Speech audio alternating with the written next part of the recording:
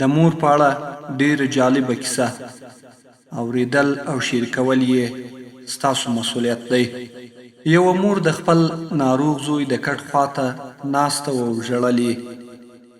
ملایکه راښکته شو، مور ته یې وویل: ای مورې، زه د الله جل جلاله لخوا راغلی یم، ووایه څه غواړې؟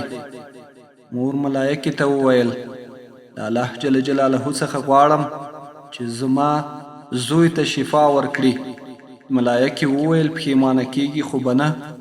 مور ځواب ورکړ: نه.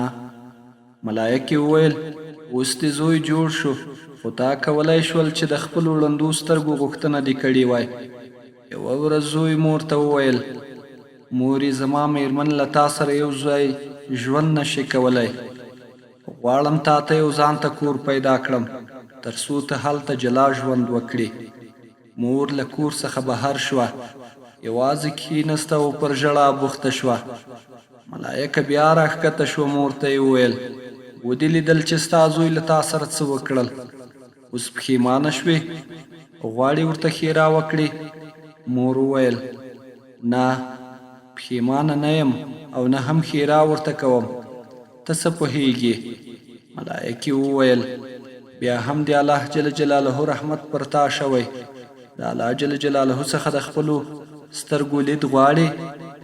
مور په ډاډ سره وویل: نه. ملایکې وویل: نو څه؟ مور ځواب ورکړ: له الله جل جلاله څخه غواړم نګور مې ښه او زړه سوانده ښځه وي او وکولی شي چې زما زوی بختور کړي، ځکه زه نوره هلته نه یم چې له خپل زوی څخه څارنه وکړم.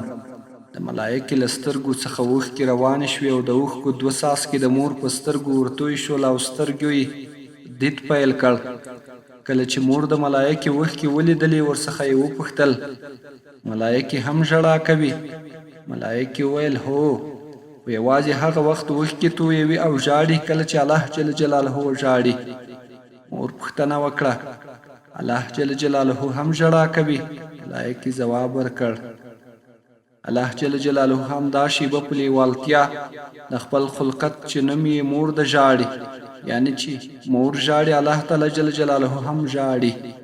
ډیرو درنو اوریدونکو، کومه کیسه خوښه شوې وي له نورو دوستانو سره یې هم شیر کړئ تر څو له دې ثواب نه ټول برخمن شو.